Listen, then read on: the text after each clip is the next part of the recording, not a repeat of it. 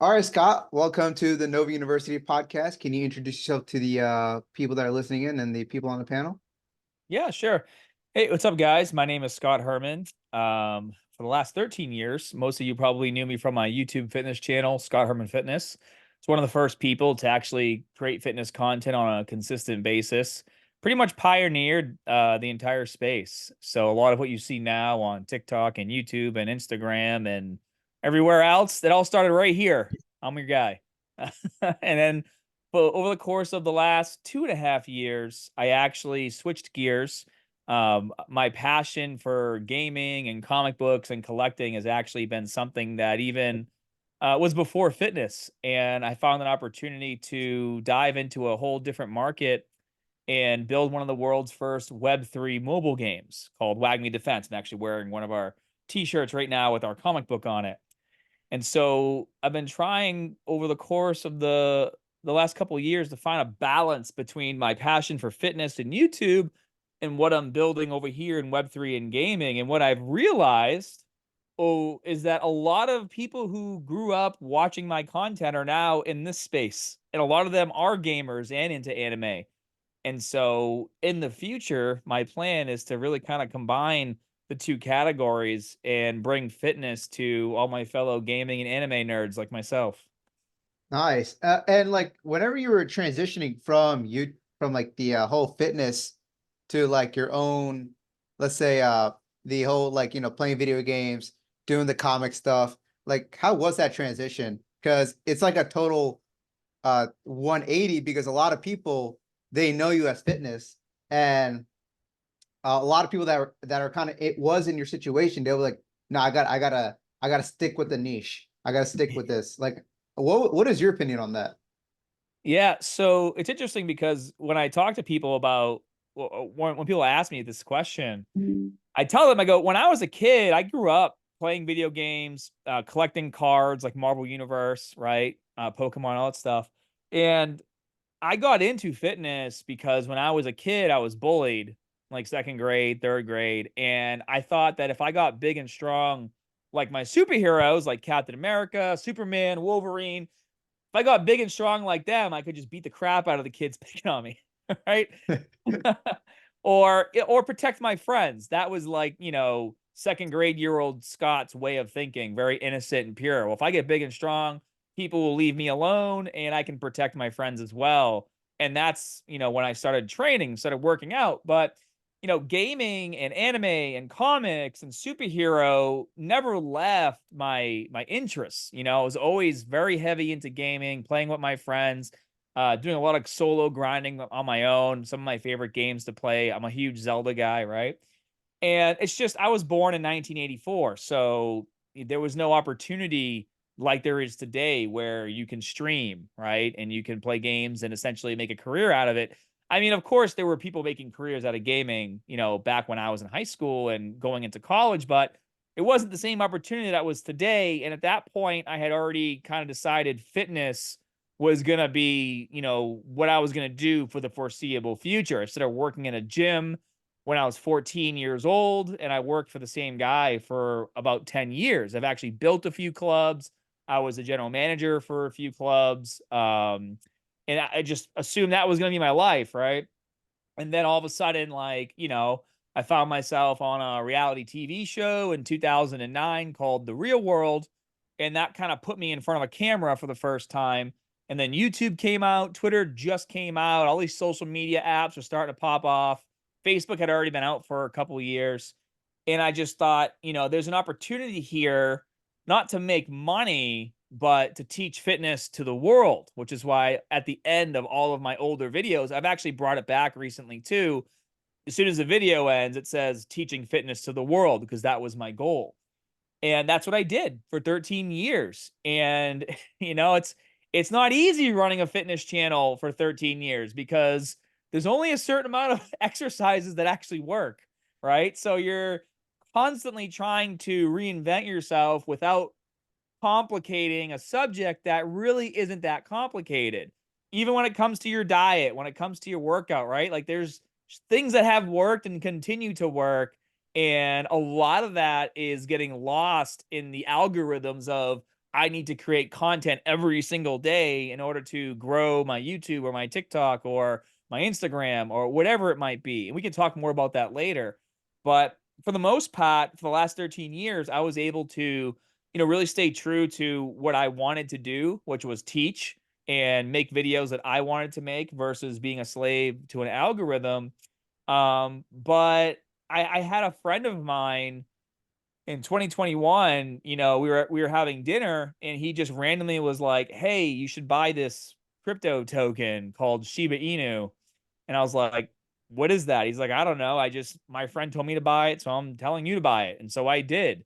And I made a lot of money quite quickly, actually, because I got in right before that first parabolic pump that it had. And I instantly just saw there was an opportunity there to maybe do something. I didn't know what that something was yet. And I mean, just like anything, guys, when you've been doing the same thing for a long period of time, sometimes you feel like you're just kind of in the motion, like you're just running through the motions of doing it. And not that I was putting out poorer quality content. My content is always top notch. I always put, all my time into my research and my editing to make sure that if I'm teaching something, it's good. But I just kind of felt like I needed a new challenge just to kind of reignite my competitive side.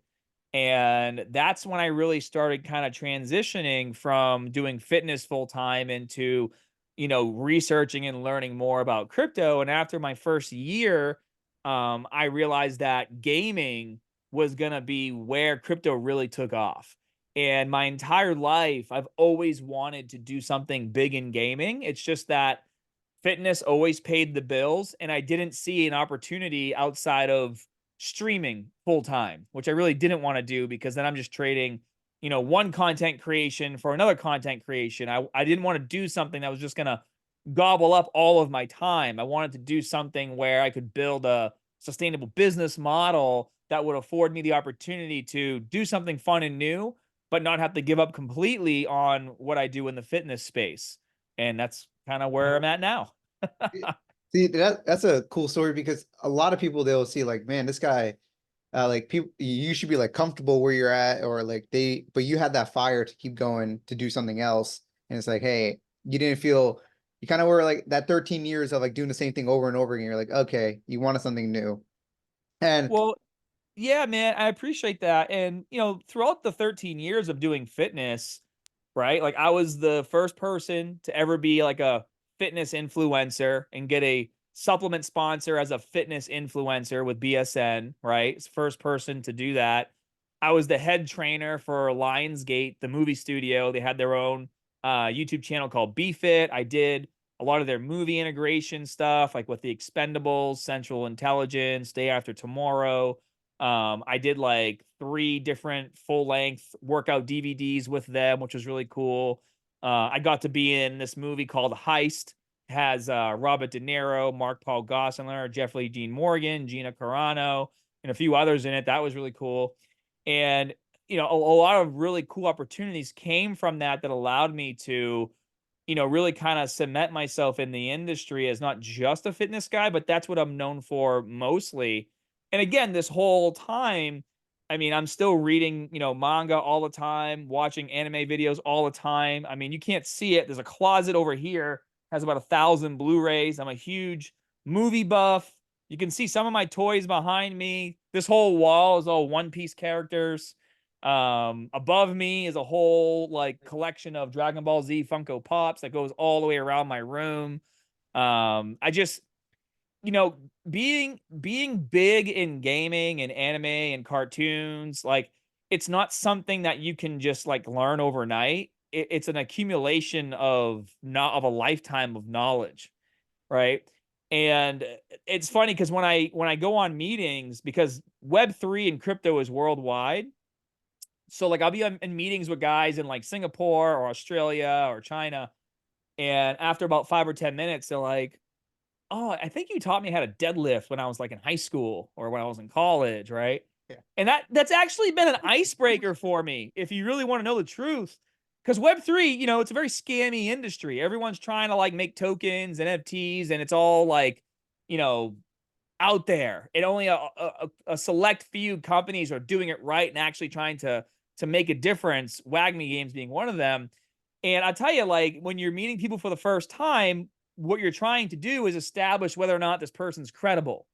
And being in the fitness industry and being such a public figurehead for so long, what it's done for this transition has allowed me to establish myself as someone credible, someone trustworthy. So I go into these meetings, they have no idea who we are, they have no idea who WAGMI is. And all of a sudden they're like, shit, dude, you fucking taught me how to deadlift in college. You're like, that's awesome. Let's, and then they want to have a conversation. So life is weird, man. Like your life journey. I tell my daughter all the time, my daughter is in college and she's so worried about what she's going to do for her job and everything else. And I was like, her name is Crystal. I go, Crystal, look at my life. I'm like some kid from some small town outside of Boston, and look what I've done, right? And it's because I've never truly set my path. I've always had a goal, but I always aim to reach beyond that goal. And I don't put on blinders. I always have my eyes open to try to see new opportunities that might come in. Like, you guys don't know this about me probably, but like, I got my real estate license when I was in college. I had a DJ business for 8 years.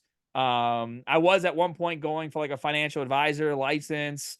I've always had side businesses, hustling, when I was like 12, mowing lawns and stuff. Always just looking for ways to further educate myself and maybe bring in new opportunities. That's crazy. I did not know about that about you. All I did remember is like you, like looking at you now is like it's so like because you look the same no matter what. I feel like you're always 20 because I don't know what you do. What is your skincare routine? Because it's I always get that all the time. because because you taught me how to deadlift, how to bench, how to do military presses, and I'm like, damn, like, and this guy looks like he never ages, and you're always like doing like great things. And now, can you talk about like your gaming? Yeah, the WAGMI. How like what got you like really like, hey, I need to make a game, and why that game? Why that criteria? I would think like you would make something like Dokkan, but why this one though? Yeah. So, well, I just want to answer your first question first about aging. Because I get this a lot. Obviously I've gotten old. I'm 39 now. Started the channel when I was 24, I think. It's been a long time. But I went through a period where people were talking so much shit about me because they're like, Scott never changes. He's the same size he was 6 years ago. And all these other, YouTubers and influencers were getting bigger and bigger and, more shredded and more ripped and whatever. And I just, maintained, and I would just gain slowly over time because I'm natural. I'm probably one of the only big YouTubers in fitness that's actually natural and has stayed natural. And I'll tell you, that's a huge reason why my body hasn't aged horribly and my internal organs aren't like pushing my gut forward and giving me distended belly and all that other junk. My hair hasn't fallen out yet. Staying natural is good for you because you will be able to maintain and sustain longer. But people would get, talk smack. Oh, Scott, I look great. I'm still pretty lean, still pretty ripped, still strong, still good size, but I wasn't, 230 pounds at 5'10", monster like some of these other guys.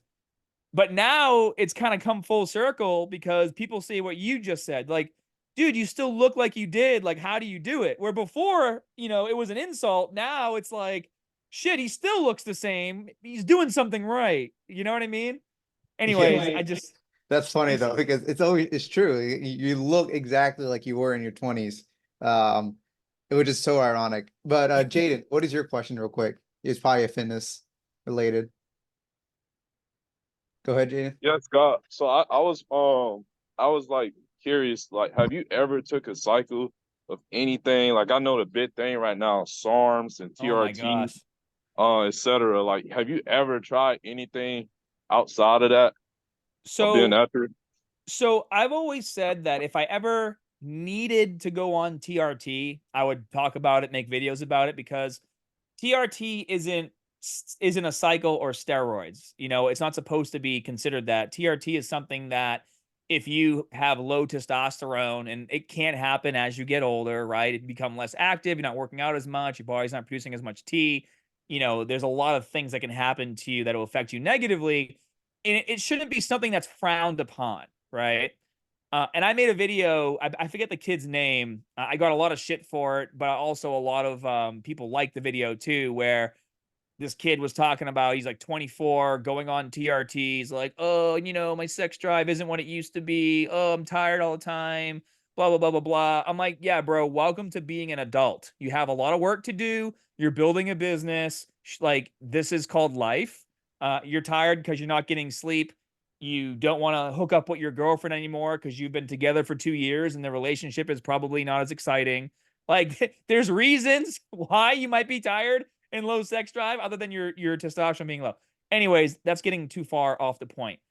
The point I'm trying to make is when I was coming up, when I went to the gym the first day when I was 14 years old, my dad dropped me off. I'll never forget it. And he looked me right in the eye and he said, listen, he goes, if you train naturally, you'll keep the muscle that you gain and you won't have to worry about having any adverse health effects as you get older. And that was enough for me to not be tempted to jump on a cycle. When I was 18, 19 years old, I was doing like some street fighting, kickboxing type training at this guy's house. He was like one of the known guys in my area that taught this stuff. And he was also known as the mad scientist because that's where everybody went to get their gear. And he would tell me every time I would be training, he's like, because I was like 150 at a time, at 150 pounds at the time. And he's like, dude, he's like, if you just did like a cycle or two, you'd be 180, shredded, super strong. You'd be able to do any fight you want, whatever. And I was like, Frank, that's cool, but I don't care. Like, I'm just here to train and learn how to protect myself. I don't really need to be that big or do a cycle because I don't want to have any adverse health effects. And we're seeing a lot of the guys that I came up with now, how the steroids have affected their body and how the gear has affected their body. I mean, there's kids that go to my Crunch gym right now that are clearly on gear, and you can already see how badly it's aging them, the acne all over their face and back, their cheekbones coming out to here. I mean, you can believe what you want, but Zac Efron didn't break his jaw, and that's why his face looks like he got it kicked in by a friggin' size 12 boot. It's all the gear he jumped on when he did Baywatch with The Rock. And so I see a lot of these side effects that have happened to people over the years. And that on top of my own will, just to not need it. Like, I don't know, dude. We're gonna talk Dragon Ball Z. Do you remember when Vegeta like was given I forget which movie it is. He's like given a chip. And it's like a chip that he could have like put in his body to make him stronger. And he just crushes it. He's like, I don't need this shit. Yeah. Right. Like, that's what I grew up on. I grew up on watching Dragon Ball Z and watching these dudes who are like, I don't need any help. I'll do it myself. Right. And so I've kind of always kind of taken that pride and absorbed it into my own life, my own way of thinking. Like, I don't need any outside help. I can do it myself. Also, too, I never wanted to like be married to a needle, is what they say. Like, if I want to go on vacation for 2 weeks or whatever, I don't want to have to bring a whole bag of drugs, or I don't want to have to go somewhere, lose a lot of my gains because I was off cycle and come back and have to jump back on, right? Or also, you guys will also notice on YouTube, a lot of these guys, they can't get off a cycle because they look a certain way, they built their image around a certain way, and as soon as they go off cycle, people are just going to be, it's like body dysmorphia. Oh, what happened? You lost all your gains. You don't look the same. What's going on? So there's definitely health reasons, but also I never wanted all the added stuff that came with being in the spotlight too, like all the judgment, everything else. It's kind of a long answer, I guess. No, that's a good answer. Because like, and a lot of people want to know, Scott, like, what is your like diet and like your training looking like now? Are you like taking from a 5 day to a 3 day now? And is your diet like, are you kind of like, are you like not counting your calories in a way, but you are, I forgot what the word is for that, but it's like, you just know what foods to eat, or you like, yeah, I am meal prepping every day. I'm still working out hard 5 days a week. Like, what is your routine now, like as an advanced lifter? And like, hey, as a natural, you're gonna be slowly growing. Yeah, that's a great question. So my favorite split is a 5-day split, and I like to incorporate drop sets. I've always found that whenever I incorporate drop sets into my lifts, and I do every set is a drop set. So heavy as I can, 6 to 8 reps, lower the weight, 6 to 8 reps. And on my main compound movements, I'll do a double drop. So then I'll do like, one more 12 to 15 reps really light. It's on my website, muscularstrength.com. It's my 5-day split. That's always been my go-to. That's always where I've gotten the most results because I'm able to combine, mechanical tension with muscle damage and high volume, which you can't do if you're just lifting heavy or just doing volume. You need a combination of something in order to hit all 3 muscle building mechanisms. That's always worked for me. And for a lot of people that have followed the program, they like it too. Now, as far as diet, for the past 4 or 5 months, I've really got into fasting. And what I've realized is as I've gotten older and my job has been more sitting in this chair versus being in a club, training people and running around all day, even if you're not working out, like just being in a gym, working with people one-on-one, moving around all day, you burn a lot more calories than if you're sitting on your ass all day and then just go to the gym for 2 hours, right? Like I've had to really adjust my thought process and my lifestyle in order to maintain some level of leanness while being at a computer desk all day. Even though I'm going to the gym, even though I'm doing cardio, it's still a night and day difference being somewhere, being active all day and sitting down. So I try to make sure I run outside at least 3 days a week. I did a video maybe like 4 or 5 months ago talking about sprinting. There's a lot of studies that have come out that show that you can increase your HGH, your natural HGH levels by like 771% if you're sprinting or doing sprints. And all it takes is like 5 or 6 sprints to do that a couple times a week.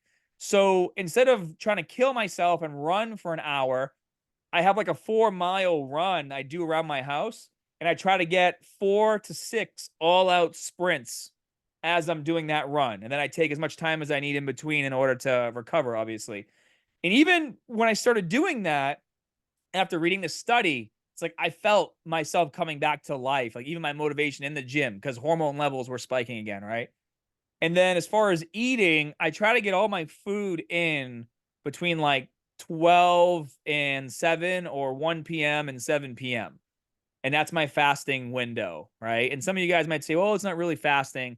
Well, it's enough for me. Sometimes I'll do a 24-hour fast to try to kick things back into gear, but there's a lot of health benefits to fasting that you might not be aware of. And also, fasting, even if it's a big window like that, some people might do more like a 2 p.m. to 7 p.m., right? And close that window. But regardless of what window you choose, as long as you have only like a 6 to 7 hour eating window in a day, the times when you're not eating, and the reason why I stop at 7 is so that by the time I go to bed, I've already entered a fasted state because the food you eat at 7 still needs time to digest.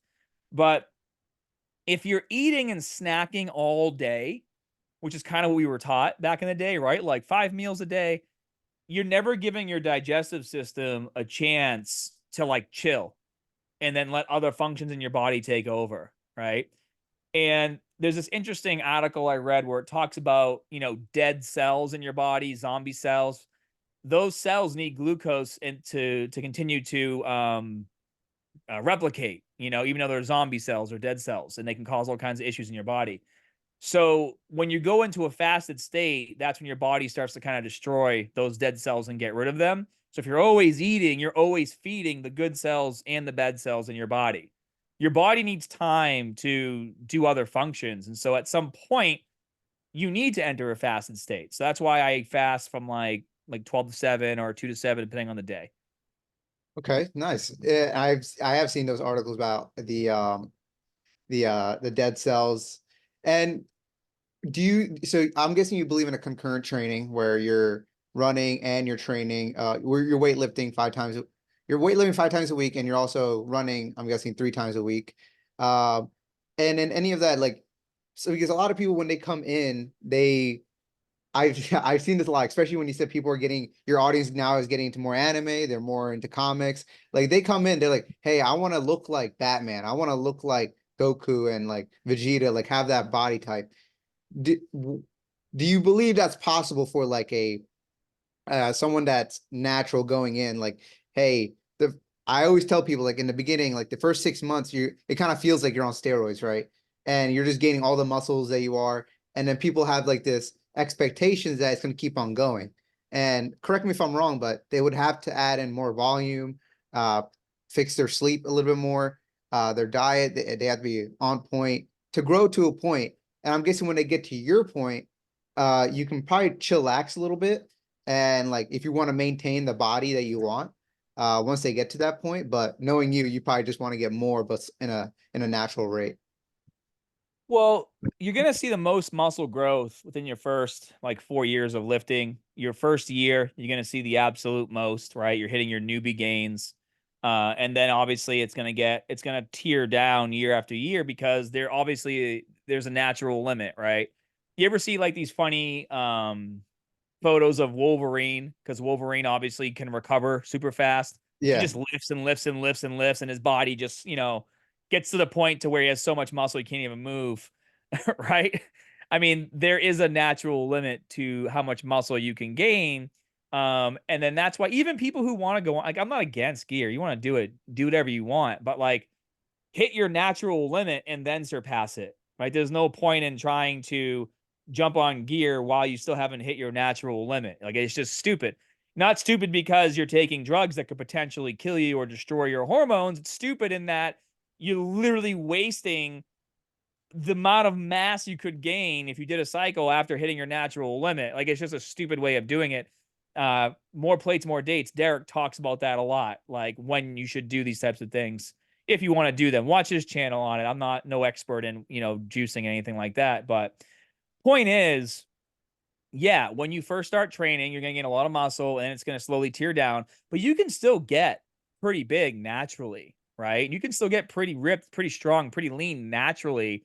And then what's really cool about it is once you hit that point naturally, even if you take time off, you don't lose a lot of that muscle, a lot of that strength. Like, granted, if you were to take 4 or 5 months off, you would deflate a little bit, your strength would go down, but your body remembers. You can get a lot of that back really quickly.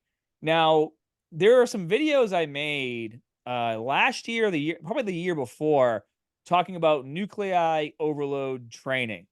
And this is something that you guys should really take to heart, and maybe even do some more research on your own. But basically, the easiest way to explain it is like this.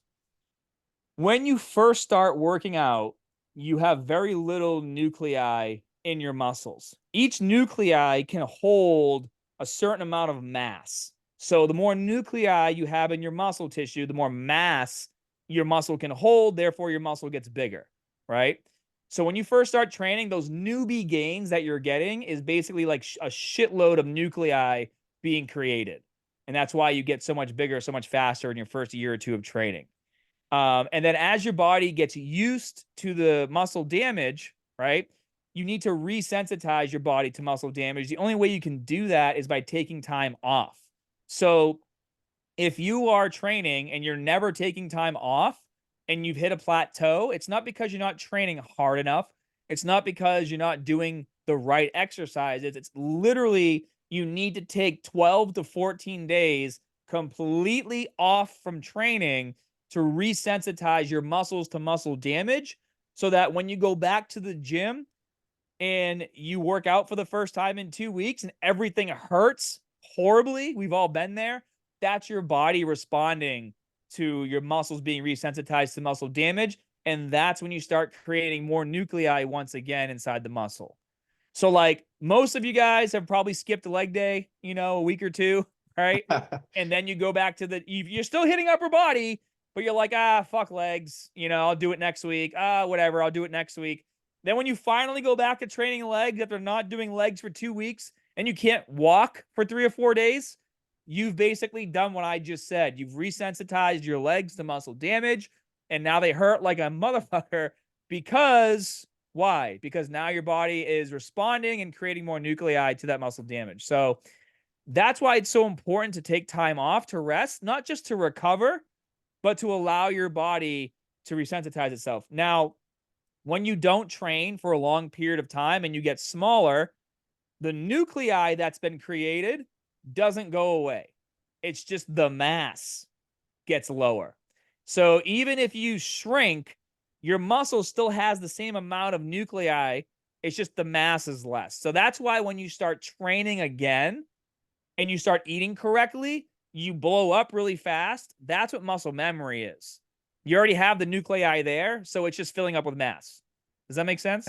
Yeah, that makes sense. How many, so you wouldn't recommend someone going, like how I usually do my deloads is that when I go there, I would do like a smaller like sets and reps to the exercise and probably less weight just for the deload. Or would you just recommend like, hey, just take just take the week off. And how many times would you recommend is like after 6 weeks of training, you would take a deload, or 8 weeks, every 8 weeks? Like what would you recommend? So deloading is a little different than just taking time completely off. I mean, you could probably train as hard as you can for 4 to 5 months and have a couple deloads into that. And I would say at some point after 4 or 5 months, take 2 weeks off and do nothing. Maybe some cardio, maybe some abs, and just like 100% let your body recover from training. Maybe eat a shitload of food, put a little body fat on, right? Like just sleep and eat and maybe do some light cardio and just not train for 12 to 14 days and then start your training back up for the next 4 or 5 months. I mean, just give your body a 100% rest. This sounds scary to someone that's always like been a gym rat. Well, that's yeah. Well, that's why if you know a lot of natural lifters, they get so frustrated because they're constantly being told you got to train harder and you got to do this technique and this technique and this technique. And it's like, bro, literally all you need to do to rest. I mean, all you need to do to grow is rest because you haven't taken time off in 2 years, right? I mean, that was me. I never skipped the gym, right? And if I did, it was like 6 days max. And I was like freaking out about it. And I would go back to the gym. No one ever explained this stuff to me because there was no YouTube back when I was 16, 17 years old. yeah. Do you have all the stuff on your website and like the science of everything on your YouTube channel as well? Yeah, just type in Scott Herman nuclei overload training. I have like images and graphs and all this, stuff. Talk about it. That's good. I want to look more into that. Like, that sounds like, to me it sounds scary. Like holy shit, I don't like. I've been working out every single day for like five days a week, and like going into like I do have that thought process. Man, I'm not growing as much. I'm so stuck in this weight, but I'm trying to progressively overload. And like, yeah, maybe I gain like what 2.5 pounds every 2 weeks, add it onto the bench or whatever. But it's not like, it's slow. But I wish I could. You can feel like the pain that you're having. Like you're kind of like, man, you feel like stressed out. You're like, man, this is heavy. Uh, Well, hold on. One thing real quick before, because nuclei overload training is a type of training. What the process I described was how the muscles create nuclei. Because I have videos of nuclei overload training. It's been a while, sorry. So to do actual nuclei overload training where you're trying to maybe improve a specific body part, you would hit that same body part like every day for 30 days with high volume. And I have videos on that. So when you look that up, that's what you'll find. And then I go into the explanation of how the body creates nuclei. Sorry about that, guys. It's been no, a okay, while. no, it's good. Do you I've still been do you follow the same routine that you always done? Like, or do you kind of mix it up a little bit? so yeah, so I pretty much use my same routine, my 5-day split. Because my 5-day split is perfect. It hits every compound movement. And then it hits all the isolations that you would need in order to, target your muscles more for like your biceps, your triceps, your quads, your hamstrings, your calves. Like it's pieced out to be a program where you can go to the gym for like 90 minutes, get everything done, and then, if you want to do cardio on the same day, you can. I like to split it up where I do cardio in the morning and then do my training at night. Also, too, it's 5 days because on the fifth day is actually an ab and core training day because not a lot of people put a lot of time into their core. Not a lot of people will spend the time they need to train their abs to actually build blocky abs. So that's Yeah. why in my program specifically, there is a day, it's a short workout, but it hits your abs as hard as possible. No, yeah, I agree. Like your abs are like every time I see like, damn, this guy, like he has pretty good abs for like someone that's like almost 40, I would say, going into them. Like that, I think that's what keeps you like that look of like that 20, like in your 20s as well with your face structure and everything. I Thank you, swear, man. I swear, like it's like I think your whole like I know it's Scott Herman whenever he just has his shirt off and just talking about something. He's like, Basami, you have your question? Go ahead. Yeah. Hi Scott. Hey, I Simon. remember watching one of your videos. You said like you had like a quad injury before and you did like lunges and something like that. So I was wondering like have you recently got any more injuries and like how do you work around injuries, for example, say like would you still lift? Would you take a huge deload? Would you Oh relax? yeah. So what's funny is most of my lifting career, I never got worked on by a massage therapist, right? Like a sports massage therapist. I mean, I get massages and stuff, but I never had anybody really like dig into me. And a couple of years ago, I pulled my hamstring like really bad. And one of my friends at the gym was like, "Oh, I have this guy comes to my house. You know, you should meet him. He'll work on you." And when you pull your hamstring really bad, what happens is to protect itself, the hamstring that gets pulled will fuse to the one next to it. So I don't know if you guys have ever had this feeling like when you're trying to stretch your hamstring, but like you can never get it to like really stretch. It always feels like it's just kind of like this nagging little, it's not pain, but you're just like, oh, I need to stretch my hamstring, but you can never get it to stretch properly. That's usually what happens when it gets injured and then they fuse to each other. And you literally need somebody to like take their hand and their fingers and just like split, the muscles from each other. That might sound painful. It is, but once it's done, you feel great. So, anyways, his name is Tony. So he fixed my hamstring in like 2 sessions. It was great. And then so I started seeing him every 3 or 4 weeks just to like check me and work on me. And what I realized was, after a lifetime of lifting, a lot of my body parts were really tight. And so like my shoulder had always bothered me, like just kind of like didn't prevent me from lifting or didn't prevent me from just living a normal life, but I've always had like a really tight shoulder. So then he started like working on my shoulder. And as soon as he loosened up my shoulder, then my friggin' elbow started hurting. And then as soon as my elbow was fixed, then my forearm started hurting. So he was like unraveling years of just like scar tissue and shit.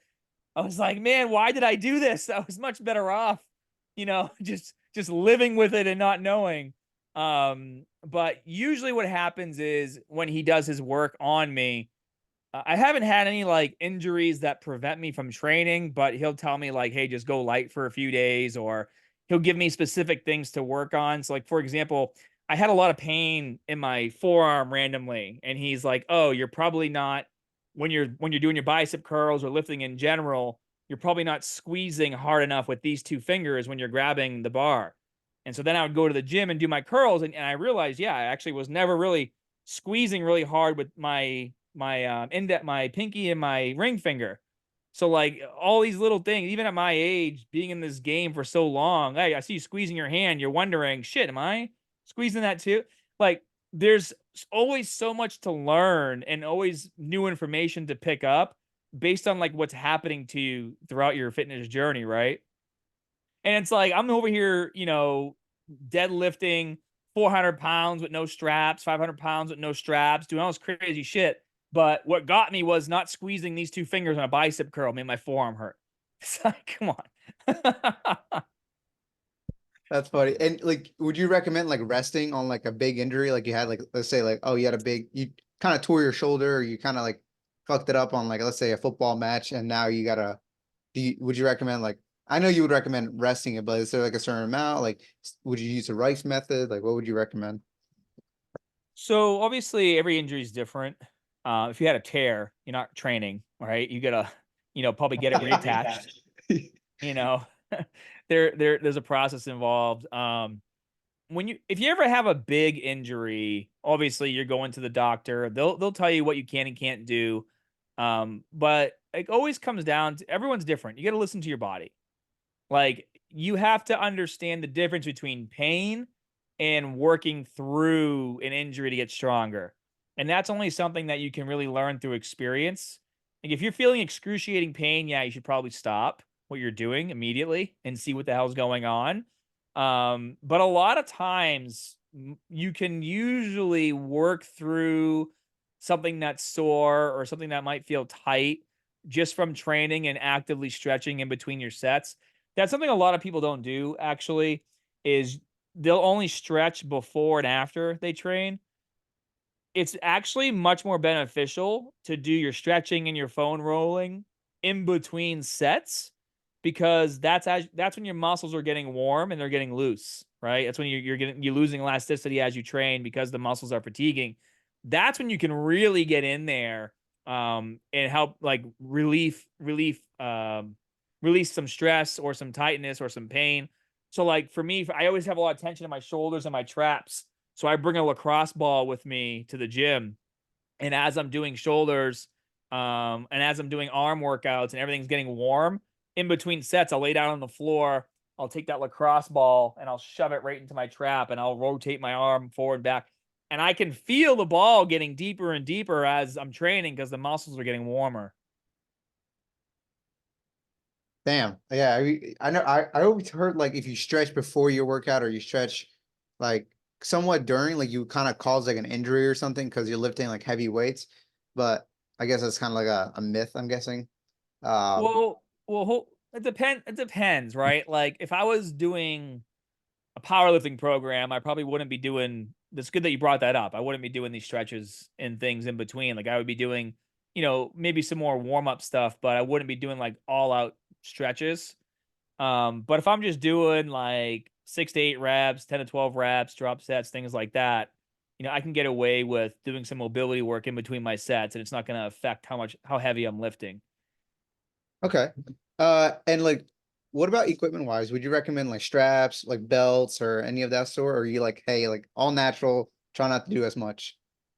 No, I frequently use wrist wraps, and I use my weightlifting belt, but only when I'm going really heavy. So like for me, because I've never really used that stuff. So unless I'm doing like over 455 on a deadlift, I'm not using my belt. Belts don't make your core weak. I've done videos on this. If you use a belt properly, it'll actually help increase like strengthening your core, because when you use a weightlifting belt, what you're doing is you're putting the belt around your midsection, but then you're also flexing your midsection against the belt, and that's what creates the tightness that you need in order to protect yourself during a lift, whether it's a squat, deadlift, or bench. But I grew up never really using those things, and also, I train like Goku, so like I don't need this belt, right? Even though I should be using it probably. Like when I squat, when I start hitting like 315, I use a belt. Benching, I don't usually bench heavy enough to use a belt. I hate benching. I much prefer dumbbell pressing. But I sometimes use a belt when benching. Although I do use my belt quite a bit when I do bent over rows, because I use pretty heavy weight when I do bent over rows. And even with proper form, you're still bent over holding weight for a prolonged period of time, and that can fatigue your lower back quite quickly. So in order to max out your repetitions, it's good to use your belt so that your lower back doesn't just fatigue really fast. And then for straps, like wrist straps, I mean, even on over the weekend, I was doing abs and I was doing hanging leg lifts, and I had a 20-pound dumbbell I was holding with my feet, and I'm hanging by my arms. And after the first 2 sets, my hands were getting tired, and I was doing less reps because I couldn't hold on for the full 20 reps that I was doing. So then I put my wrist wraps on. So a lot of times with wrist wraps, I'll do as many sets as I can without them. And then once I can't really complete my set the way I want to with the amount of weight I'm using, as many reps as I want, then I'll put the wrist wraps on, right? But I don't see those things as deterrents from strength or muscle building. They're tools that you use. So another tool you should use all the time is knee sleeves.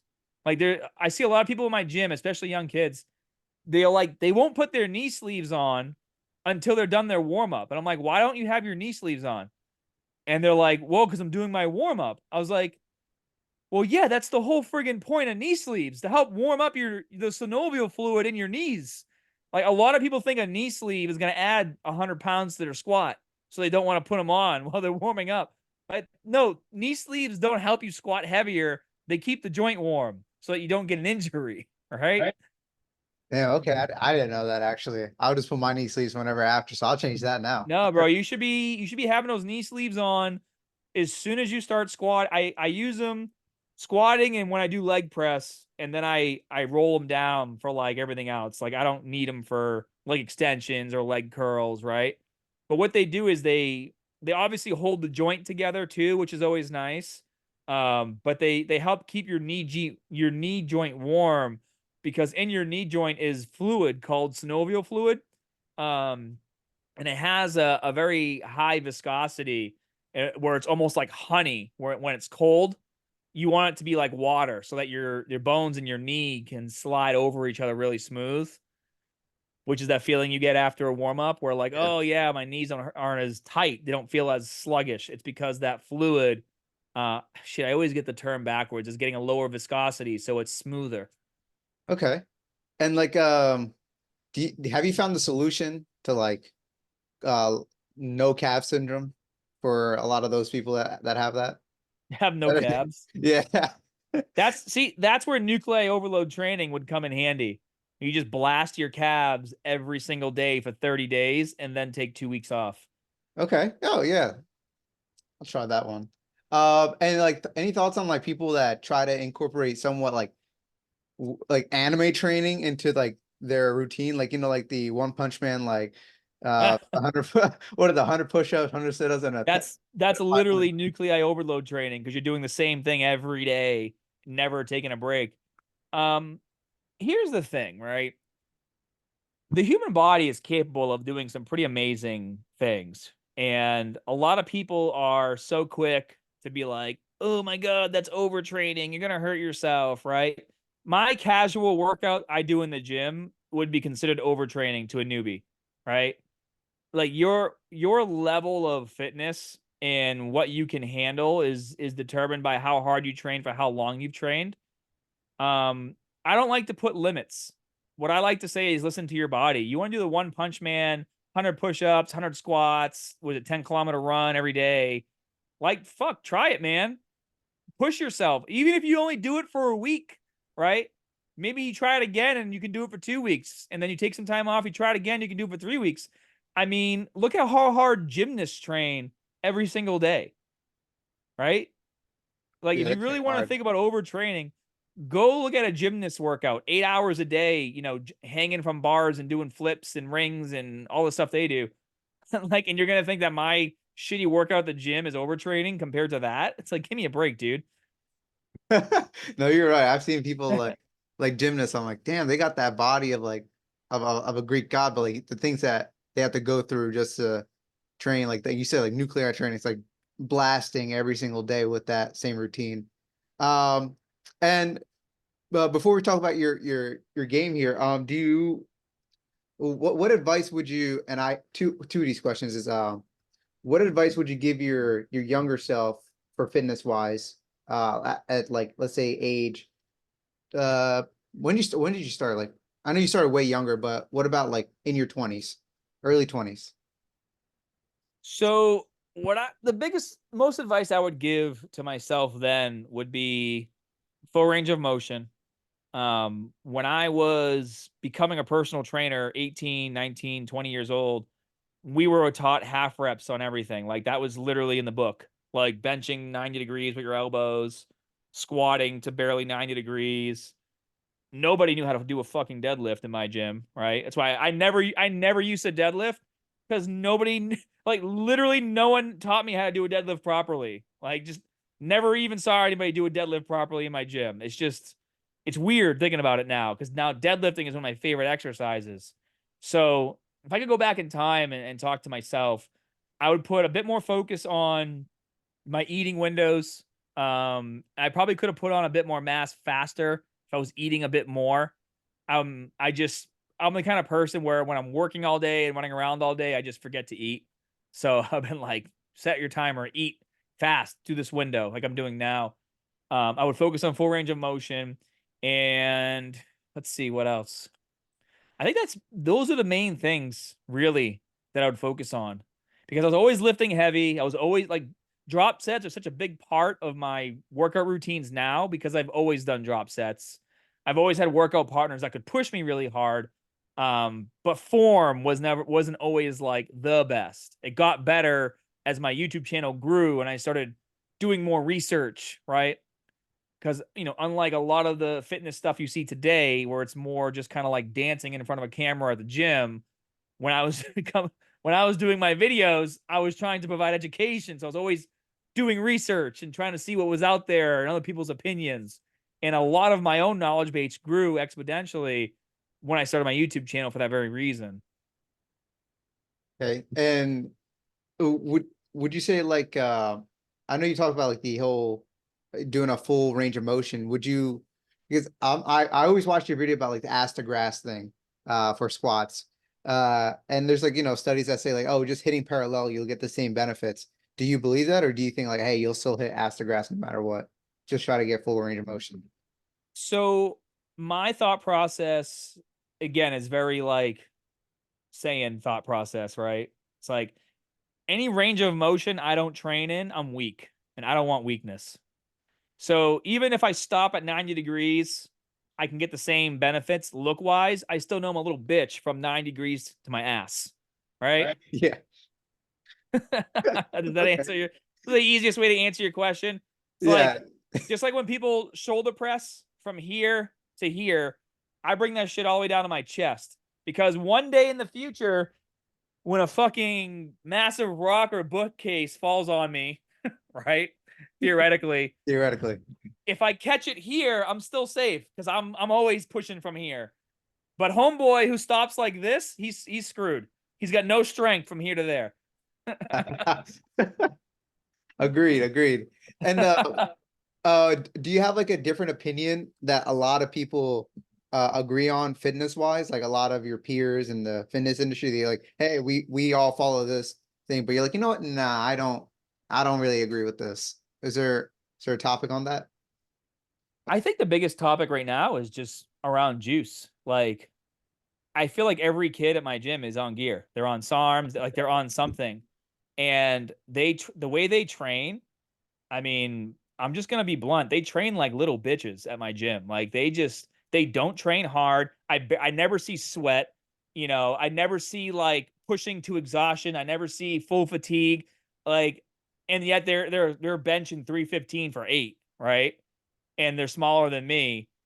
And I'm just like, you guys have no idea what it really takes to train hard and to build the kind of muscle and strength that's going to last your entire life. Like everything is fake. Everything out there is so fake now. And a lot of people are like, oh, like I saw some kid, he made a video on TikTok. I think he's popular, had a lot of views, and he was saying something along the lines. He's like, I'm busy. I don't got time. I don't got 4 years to waste to build muscle. I got shit to do. He's like, I'm gonna jump on gear and get those results now. I got shit to do. I'm like, what the fuck are you doing, bro? Like, you literally just making TikTok videos about how you got shit to do, but you ain't doing anything, right? And it's Yeah. like any excuse to avoid putting the work in is what a lot of people are trying to justify now. And I don't agree with that. Like, put the work in. Like, I feel good about the things I can do. I'm 39 years old. I can go do a Tough Mudder right now and smoke most people there without doing any of that shit for years, right? I've built a body that, you know, on a whim, if I'm out and there's a tragedy, I'm good. Right? I'm strong. I can take care of myself. I can jump over a wall if I need to. I can pick you up and carry you to safety. I'm not going to get gassed out because my cardio is good. That shit doesn't happen overnight. That shit happens after years of training and conditioning. I don't know. I think more of a survival mode way of thinking versus just like how I look in the mirror. So yeah, like if you want to be pretty on TikTok and gain a lot of followers really fast and you don't care about like your actual health and longevity, sure, jump on gear. And that, if that helps you get followers, great. That's your decision. Likes don't pay the bills as much as you might think they do. All these influencers with millions of followers, because I have millions of followers and I've seen what's happened in the market. I still do okay. I've established myself quite early. But you know, 1 million views on TikTok is making what, like $20, right? Like it's not what it used to be. And if that's your goal and that's the only reason why you're doing certain things in the gym, I think it's very vain. And a couple of years from now, you're gonna wish you listened to me and you took your fitness a bit more seriously and you stayed natural. So I think, yeah, it's just the natty versus not natty debate. More and more people are going to the dark side because they want likes and views on social media versus, you know, wanting to train like Goku, right? And just be strong as hell. Hell yeah, hell yeah. And what's a good how's a good indicator of seeing if someone is like whether they're natural or not natural? Is there like is it their shoulders? Is it the veins that pop out? Like what is it? How do you just I know? mean, it's Because kind of like, Sam Sulek, you just know, right? He's oh yeah. You know, I really hope that kid doesn't die in like a year or two because these kids are dropping dead. You don't see it on social media. I mean, what Dallas McCarver died, what was it, like 25, right? He yeah. was on Team BSM with me, was on so much gear, like he couldn't even sit at a table and just sit there without breathing heavy.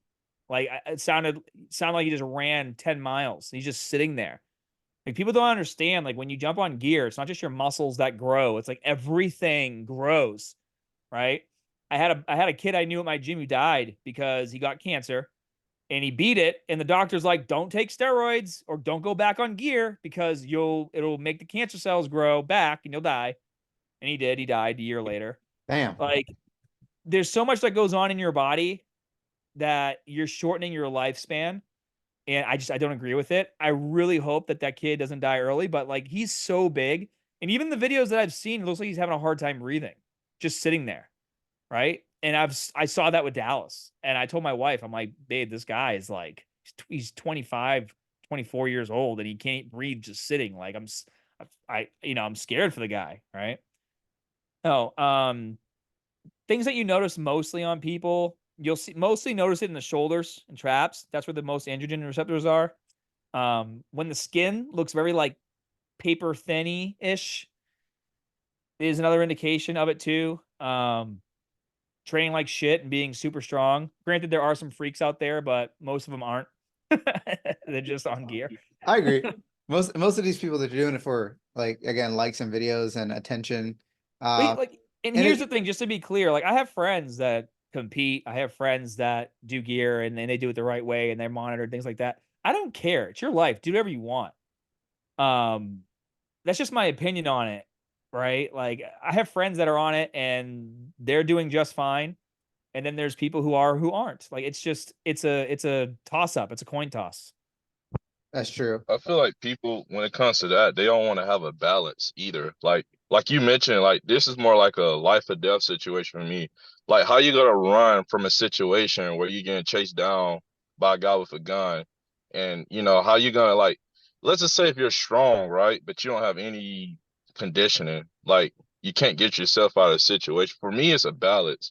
Like there's a time to power lift, train hard, lift heavy weights. Then there's a time to get these abs in, get this little sprints, hill sprints up, etc. Yeah, Jaden, you're 100% right. I mean, look at Bradley Martin. Like every interview he did, he said he could beat up all the UFC guys. He said, "Well, I'm bigger than you. I can just pick you up and slam you." And he's like, "Yeah, and they'll grab your arm and they'll choke you out in 2 seconds, dude." Like Exactly. it's just, yeah, you 100% nailed it. Yeah, I guess it's all about mindset. I've always had a survivalist mindset, just like you, Jaden, and it sounds like you guys as well. Obviously, like, don't get me wrong. I would love to know what I would look like on a cycle. Everybody wants to know. Everybody has that little voice in their head that's like, just do it. Like, just try it once, right? Just like with anything else bad in your life that you've avoided, right? Like it's temptation. Temptation will always be there. And I'm not going to sit here and tell you guys that temptation was never there my entire life. It was always there. You know, I'm going to the gym and all my friends, I remember when I was in high school, they're all getting huge. They're all benching like 225 for reps. I'm like 135 pounds, barely benching the fucking bar with a 45-pound plate. And they're like, yeah, we're all taking creatine. And I believed him because this is, the 90s and I didn't know anything. This is like early 2000s. I was like, shit, I need some creatine. I'm not, I got the wrong fucking creatine because I was still having a hard time. And now obviously we know creatine doesn't build muscle. It just gives you energy to train longer. That's all it does, right? It just gives you more energy. Yeah. So, and to my point, all my friends that were huge and shredded when I was in high school, they don't work out anymore. They look like shit. Like They all have a dad bod now. not all of them, most of them, right? Like, cause life changes. Like literally when you're 16, when you're a kid and you got nothing to do besides go to school and wipe your ass after you take a shit, right? You don't care about anything else because that's your life, right? Then you get older, go to college, you get a job, you get a family, you get kids, you're working towards a promotion, you're starting a business. Fitness doesn't leave your life, but it becomes compartmentalized. It becomes just a small part of it. So if you never learn when you're a teenager how to go to the gym and train like a fucking animal, right? And instill these values of what it feels like to train as hard as you can when you have the time. When you get older, you don't have that mindset. And most people won't have what it takes when they're older to get that mindset ever because they never established it when they were younger. Like, it's just like anything else in your life, like your work ethic. If most people growing up, if you worked your fucking balls off and you had parents that made you like work for an allowance and made you mow the lawn and gave you chores and beat your ass if you didn't like wash the windows correctly and made you redo shit if you didn't do it right. If you had those types of parents, chances are now that you're older, a lot of those values have poured into your personal life and your business life and your relationships. If you could just kind of F around and do whatever you wanted all through middle school, all through high school, didn't really have to work, didn't have any responsibilities. Now you're older and you have a midlife crisis because you just never did anything for yourself. And I just feel like the gym, this is a good note maybe to clip later, voice note. When you are a kid, I grew up in the gym. I've been working in a gym since I was 14. I was doing maintenance, cleaning machines, everything. Like, people took notice of how hard I worked, even when I was doing my maintenance work. And then they took notice at how hard I was training. And everyone kind of like took me under their wing and they all wanted to like teach me stuff because I was like the 14-year-old, skinny kid. And all the big dudes wanted to show me how to, train hard. Right. And they would push me and push me and push me and push me. And also, like, they would give me advice on life. Now, don't get me wrong, my parents did too, but I was at the gym all day, every day. And so that was like my family there as well, my second family, constantly pushing me, constantly teaching me things, constantly giving me opportunities to better myself. That's why I'm in Web3 now. That's how I was able to build a massive business on YouTube. That's how I was able to do all the things that I do and not feel overwhelmed because I went through all those feelings of being overwhelmed and having a big workload on my plate when I was a kid. And I learned to adapt and get better and then take on more. So all of a sudden, you're done college or high school and you go into the workforce and you never had to work hard for anything, not even your friggin' gains at the gym, because you always look for the easy way out. That's just the kind of person you're going to be. And when you find yourself with a shitty job, with a shitty life, like, hey, man, maybe if you just train hard in the gym when you were in your teens, you could have a better life because you learn what it meant to work hard. Gotcha. Because those skills they pass on to like other parts of your life, whether it's relationships, whether it's business. And for businesses, I want to know, Scott, like, what is your thoughts now? Like, so let's say, yeah, there's a mini Scott, right? A little Scott Herman out there that's like working his ass off every day, and he's 18 and he's trying to figure out because our podcast as well deals with a lot of people that want to become entrepreneurs as well. And they're like, man, should I become a YouTube influencer? Because that's what all these people are gravitating towards. I look at Mr. Beast, bro, does like big things and gets paid by like big companies to do all this stuff and gives away millions of dollars. This is where people are going towards. Or should I try to go to college? Try to get a trade and start a business that, like, man, life's confusing. What would you recommend to, or like business wise, what would you recommend? It's a good question. So like my business degree is useless, right? Like I have a 4-year bachelor's in business science. It's completely useless. Half the shit I learned became useless like a year or two after I got out of college because social media hit. And that was like the new thing, right? When I went to school, we had to do business presentations like every week. It got me really good at speaking in front of crowds. And they taught us things like Microsoft Word and Excel, blah, blah, blah. So a lot of those things I took with me moving forward. But just like a generic degree nowadays is useless and a waste of money because the world is changing so fast that unless you're going to college for something that's niche, like in the medical field, computer science, things like that, where you have to learn a skill, or if you go to a trade school, like, South Park just made a whole episode on this because nobody knows how to do shit Yeah, anymore, saw that. right? So the handyman was making bank because like Randy couldn't even like put a screw on his oven door. So like trades are coming back. Like we need more electricians, we need more carpenters, we need more macers, right? Like those are good jobs that pay well. My friends that are in trades, they make good money because no one knows how to do shit. So they're getting all the work and all the calls, right? But if you're going to school for like liberal arts, like whatever, you want to do it for fun, great. You have the money, great. You're not going to get a job like doing liberal arts. At least that's my opinion on the matter, or a high paying job. Um, Focus on trades, focus on actual skills. And as far as being a YouTuber, YouTube is not what it used to be. And what I mean by that is you're not just going to start making YouTube videos and make a lot of money. There's way too many platforms. Everything is politically charged, especially here in the States. I mean, look at Disney. They're no longer advertising on Twitter, right? A lot of big companies pulled out of YouTube because of the content that they allow there, because everything is so political now. There's Rumble, there's Twitter, there's YouTube, there's TikTok, there's Instagram. Like these companies have to figure out where they're putting their advertising dollars. Back when I first started, it was like YouTube. That's where all the advertisers went. So your CPMs were way higher back then. So if you want to start a YouTube channel or any other social media channel, you have to understand that that's your marketing vehicle. That's not your business. Like 99.9% of you will not be a Mr. Beast. So there is a small percentage of you that might blow up and become that. And you should always strive for your dreams and always shoot for the impossible 100%. But while you're shooting for the impossible, understand that you still need to make like your own website, an email list. As you're growing your social media, you need to make sure that you have a place where you're telling those people to go so that you can retain them and retain their information as you're building your business, whatever that might be. So like, hey, whatever, thanks for tuning into my YouTube channel. Make sure you sign up for my email list. I send out an email once a week. Whatever you send out, doesn't matter. Get that email. Because then when you finally have your business ready and you've been doing that for about a year, maybe you have an email list of 20,000 people you can reach out to.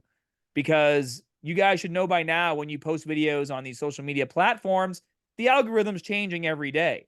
You might grow your YouTube channel to 100,000 people, but when you post your video, YouTube goes, ha, your channel's a year old. We'll send it to like maybe 1,000 of your followers, and then you can just go figure it out yourself. But if you had that email list, now you got 20,000 people on there, you know for a fact you're reaching those 20,000. So you can still build a business on social media, but you need to make sure you understand, like, you don't own that. They can change the rules whenever they want. So you need to have something where you control the outcome and you control the rules, whether it's a website, email list, or both. What do you try to tell your daughter, like, since she's kind of coming up on like going to college and all this stuff? What kind of do you tell her to, like, hey, be prepared for certain things or whatever? Yeah, I mean, I tell her a lot of the same things that I told you guys here, and then because she goes to school for computer science, but at the same time she's doing a jewelry business with my wife. My wife is really big on TikTok, doing fashion, and then their jewelry business together. And she's like, okay, I want to do social media stuff. She's really good at it. And we're like, that's great, but you're still going to finish your computer science degree. Because at the end of the day, if this fails, you at least have something to fall back on. That's a real skill. Also, even if she never uses her computer science degree, when she's talking to people and they say, hey, what'd you go to college for? And she says computer science, it's all about appearances. They'd be like, "Oh wow, you must be really smart," right? Whereas me, like, would you go to no one asked me, by the way, because I'm already established. But like, would you go to school for, Scott? Oh, I have a bachelor's in business science. Like, get this dumbass out of here. Wasted 4 years of his life learning how to Right. use Excel and Word. Damn. Did you even get to use that at all in like in the real world? So, well, like I said, the business school that I went to, we had to do presentations every week. And I'll tell you, my presentation skills, being comfortable in front of a crowd, has gone a long way, and that helped a lot with that. Because like every week they're like, do your presentation, right? You have like a PowerPoint, and dress up, look, I like they would record us so we could rewatch ourselves to see how many times we would say things like or oh, or like all the things, that all those little ticks, and they would try to like pound them out of us. But that's about it, honestly. True. And what is like a big headache that people just don't understand about your business? Like only you understand it, but it's like such a headache that once you get into business, you fully understand. Is there like a certain thing in business that you kind of like, oh, I hate this? Um, I would say it more or less applies to what I'm doing in gaming now, because in the beginning of my YouTube business, everyone told me I was crazy. Everyone said YouTube is stupid. Why would I watch your videos when I could just buy a Men's Health magazine, an actual credible source of information? And no one saw the future like I did, which is why I was the OG and I created that entire genre. And I was one of the first people to do it full time. When I came to gaming and Web3 and NFTs and all those things, I saw the same opportunity, because in gaming, and I assume you guys are gamers, all it really means to have NFTs in a game is that you own the shit that you're getting. So like if I'm playing Fortnite and I buy a Goku Black skin, if I want to resell it later, I can. Right now you can't. It's soul bound to your game. Like that's the difference. That's all it is. But NFTs got a really bad rap because people were selling like pictures of frogs and monkeys and shit, and nobody understood it because it doesn't make any sense, right? Yeah. So what? Yeah, I'm thinking about the CS:GO knives that were like pretty big back in the day. Well, Yeah, like like CS:GO selling weapon skins for like 100 grand, yeah, right? I mean, that's not 100% Web3, but it's pretty close to, because I know there were some people that had their accounts shut down and they had hundreds of thousands of dollars of skins in there they can't access anymore. In a Web3 game, if, for example, in our game, if we close the doors tomorrow, you still have access to all your characters and all your skins and stuff, right? You can still resell those if you wanted to, yeah. because you own them. That's okay. Can you talk more about your game? Like how like why this game? And like what kind of like what like that day that hey, I actually do want to make a game and this is why. And this type of game. Sure. So when I got into Web3 gaming, I was actually doing like influencing, right? Because that's what I've done for the last 13 years. And I had a meeting with this team, WagMe Games. And after our first meeting, I met the core founders. They were like 3 months old. And I said to my business partner, Costas, who had worked with me on YouTube for the last 13 years, my right-hand man, I was like, these guys come from traditional business. They understand how to build and scale. And in Web3, you have a lot of people who are kind of just like coming in and trying to take advantage of the hype of crypto and NFTs and things like that. So you saw a lot of cool projects, but you didn't see a lot of founders that knew how to like build a proper foundation to build and scale those businesses, if that makes sense. And so when I met this team, not only did the game look cool, it had original story, original characters, great lore, but the core team knew what the hell they were doing when it came to those things. And so I said, hey guys, I kind of want to be here full time. And I want to be that missing piece to this puzzle, which is social media and, content creation. And that was kind of the deal, how I became a founder at WagMe Games. And I've been here building now for the last 2.5 years. And our game is a mobile game. And the reason why we're doing mobile is because that's where 53% of all the money in gaming is, because it's worldwide. Everybody has a phone. Not everybody has a supercomputer that can run a high-end PC game, right? But everybody has a phone. We have a lot of guys in our team. We have a lot of talent from EA. We had this guy, Esteban Gil, who was the senior product lead at EA. He built out the in-game economies for Apex Legends, Garana Free Fire. Our COO is Brent Pease. He was a general manager at EA, was also the co-founder of Industrial Toys, which was a company he started with Alex Ropian, the creator of Halo and Bungie. We have some advisors. One of our big advisors is one of the creators of Command and Conquer and was the previous CEO of Liquid Entertainment. So we have a lot of core gaming talent on our team.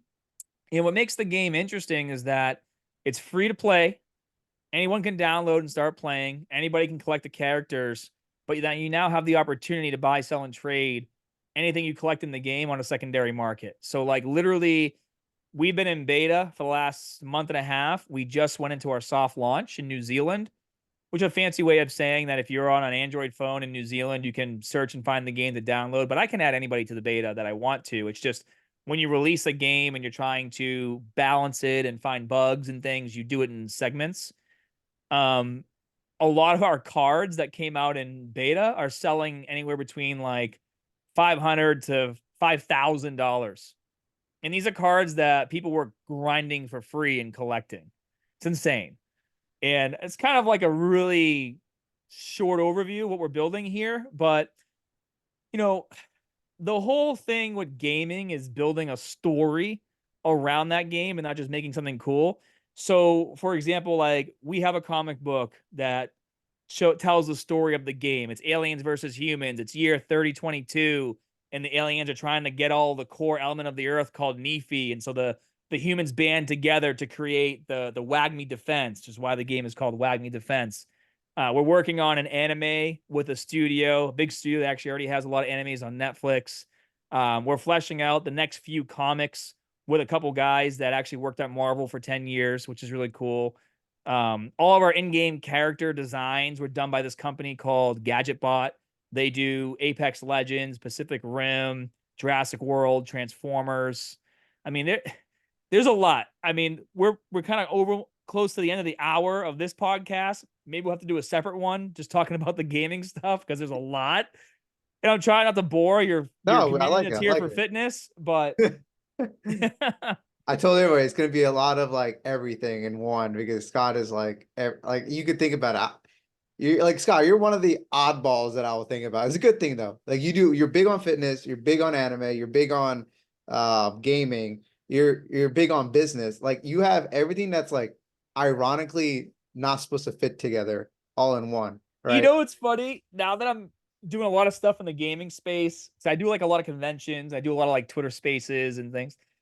They're like people have told me like you're like the guy who used to beat me up for liking video games and anime. Like, what are you doing here? Yeah, that's what I could think of. Do you want to make a part two? Probably like in another time. Is that what you want to do, or do you want to keep going? Yeah, no. Let's give them a break. I gave them a little taste of the world I'm building at WAGMI Games. If you guys want to learn more, Twitter is the best way to reach out to me. Just DM me. My DMs are always open. Scott_Herman. But maybe give you guys a chance to kind of poke your heads around our website and everything. And then that way you're better prepared too. And we can have another podcast all about WAGMI Games and how it got started and how we got to the point we are today. Of course. And can I ask like the Dragon Ball Z questions? Because I know you're a big Dragon. Sure, yeah, man. All right. What's your favorite LR in Dokkan right now? Oh, man.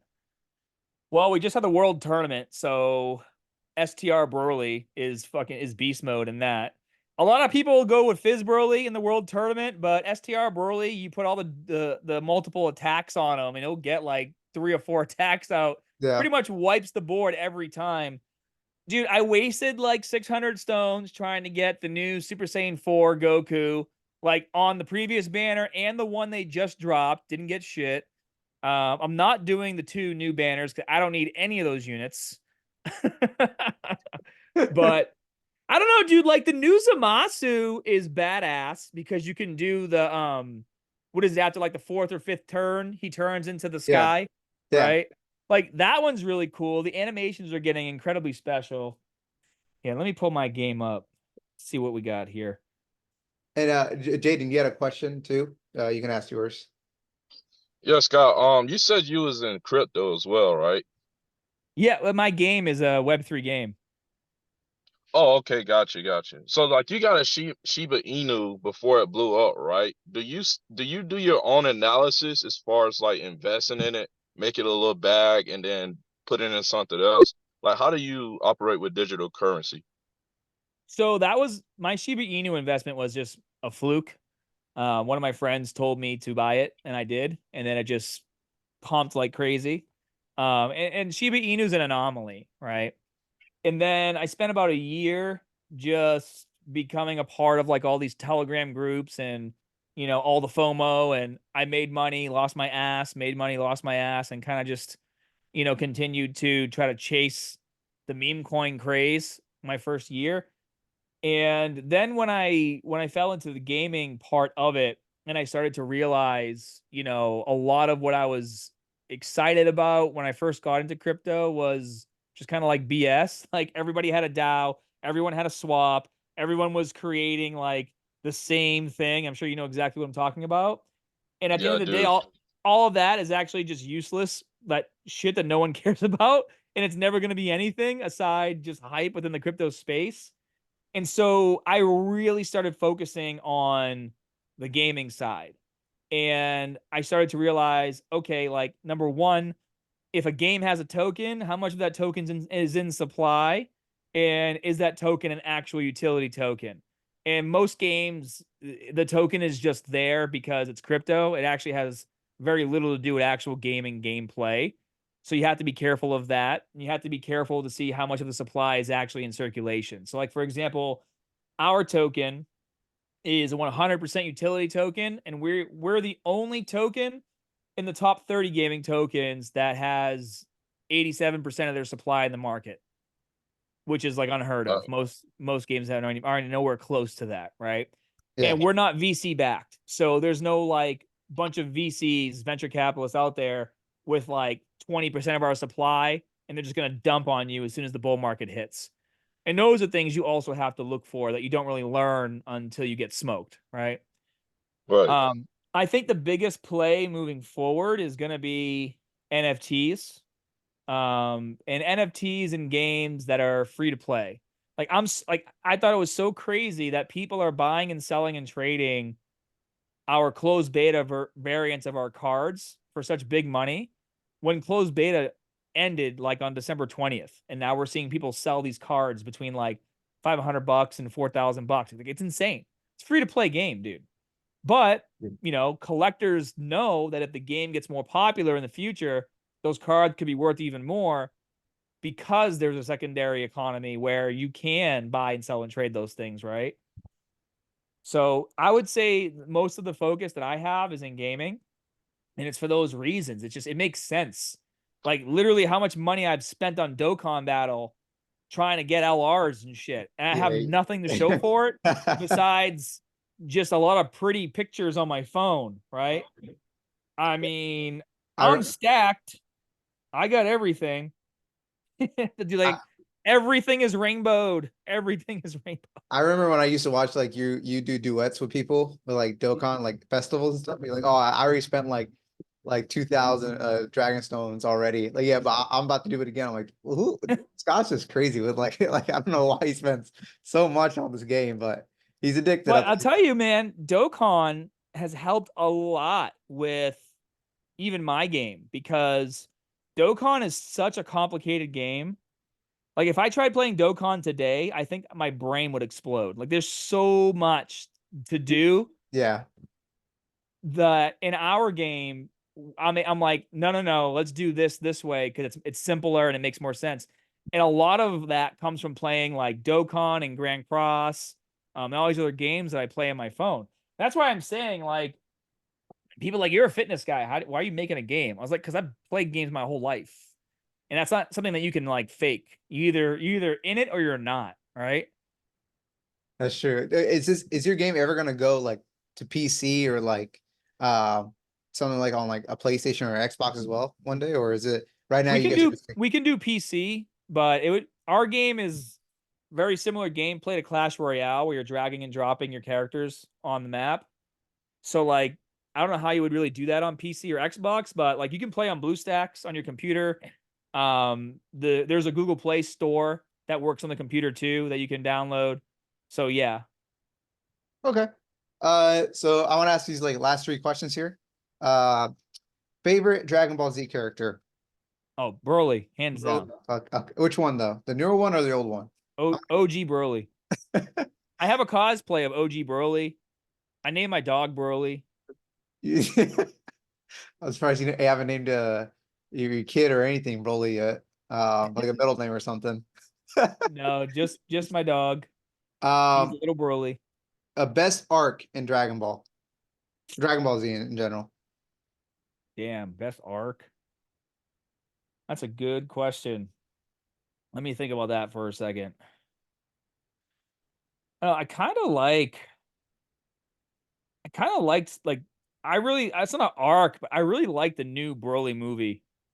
Okay, okay, So I feel like you feel for him, right? Like the whole movie, he's just like, his dad's an asshole, but he still loves his dad, and he's trying to figure out what he's doing, and then Frieza kills his dad, and he flips out, and he like by the end of the movie, he still has no idea what the hell's going on. He just feels I just feel that movie's like for me, it's like for me watching from OG Dragon Ball, I'm like I kind of like right about it, but I like that they're doing something with Broly. I Um, really like Janemba as well. Janemba, okay. It's a really The good movie too. Future Reborn or Fusion Reborn. That's a good one. Yeah, Okay, not bad. because just that whole, it's like kind of like Vegeta's redemption, right? Even though he doesn't get to keep his body at the end. Yeah, that's like a what if scenario, right? Yeah. Okay, I like that. I like the beginning of the what do you call the Sand Saga, where like Vegeta and Nappa came, and it's like because it shows everything, especially when Raditz came. That was like a big surprise because one, he found out he has a brother. Two, he found out he's an alien. Three, found out that what he killed his what is uncle Grandpa Gohan. So it's like you find everything all in one in just one part of the of the show. So it's Oh like yeah, I because like it. up to that point he doesn't realize that he's the one who stepped on Grandpa Gohan. Yeah. Yeah. And So I it's think not, also too, isn't Piccolo like 4 years old or something yeah, in that? yeah. Like everyone forgets how old Piccolo really is. Because Piccolo is pretty young. he's literally like 4 or 5 years old. I don't even know. I was watching a video on it the other day where, people are talking about our power scaling Piccolo. And they're like, y'all remember like he was born, when King Piccolo died and he shot the egg out. Yeah. I gotta look up the video. It's funny. How do you feel about Gohan though? Like coming from I think they power scaled him to Beast Gohan like way too fast. okay. They're just like, oh yeah, now he's Beast Gohan and he can keep up with Goku and Vegeta, even though he hasn't trained like for forever. I Like, come agree. on. I really just want future Gohan back, the one that kind of died off, but like in a Yeah, different way, like in a different yeah. universe, he becomes evil or whatever and comes back. I don't know. I want that OG because that's what I like. You know, I'll be okay with it if now Gohan starts training his ass off. Yeah, but But not if they ditch him again and then bring him back and just give him another power up for no reason, it's like, come on. do my boy like that. Uh, and last question here, Scott, is what is your biggest life lesson or lessons if you have any more? Biggest life lesson, huh? Yeah, coming from almost 40-year-old Scott Herman here. Jeez. I would say one of the biggest lessons I've learned in life is that like things happen for a reason. And a lot of times you won't know what that reason is right away. Sometimes you won't even know why something happened, until years down the road. Yeah, Anything from relationships to business opportunities to shit, even, if you get into a car accident on your way to work and you're like, shit, this car accident is whatever, whatever. What if you didn't get into that accident, you know, your life would have changed and then like you died the next day because you were somewhere where you weren't supposed to be. just saying, like, there's events that happen in your life that you don't always fully understand. And what I've noticed is whenever something happens in my life that I'm not happy about, and so if I don't accept it and move on and try to pivot and make the best of it, things usually get worse and worse and worse. Like the more angry you get, the more you fight back at bad situations in general, typically the worse they get, because the universe is trying to tell you, like, bro, we need to change something. Let's pivot and move on. And looking back at like business opportunities that didn't work out for me, relationships that didn't work out for me, and at the time being very upset about those things, looking back now, my life would have went in a completely different direction. Mhm. And it's most of the time it was a direction I probably wouldn't have been happy with. Gotcha. So when things happen in your life, try to like take a breath and just take a beat and like just fully analyze the situation and try to find a way to pivot and move forward versus always just trying to like fight what's happening, even if it's something bad. Like bad shit happens, try to always find the positive in it and move forward in a positive way. I like that. You're not, you see the rainbow at the end of every, You uh, have to. yeah. You have like I'm a dreamer. I know I could fail doing what I do, but I take that possibility and I tuck it over here. And I just focus on the goal, which is succeeding and winning. Even though I know, because my wife is like, what if you fail? I'm like, I'm not gonna fail. Like that's over here. I'm focused over here. You know Yeah. what I mean? You have to understand risks, but always be focused on winning. Don't ever let not winning be a thought that enters your mind. You got that sand mindset. You have to, man. I'm telling you, like, go to the gym and train naturally. You'll accomplish a lot in life. There you go. Just say, Learn what it means to overcome hardships. I like the Mark Ripito quote. Like every time he's like, any problem that you have, just get your deadlift up. If you can do Yeah, that, yeah. you're Just pretty much. deadlift harder. Well, again, thanks Scott for hopping on here. I'll let you. Well, I want to end it here.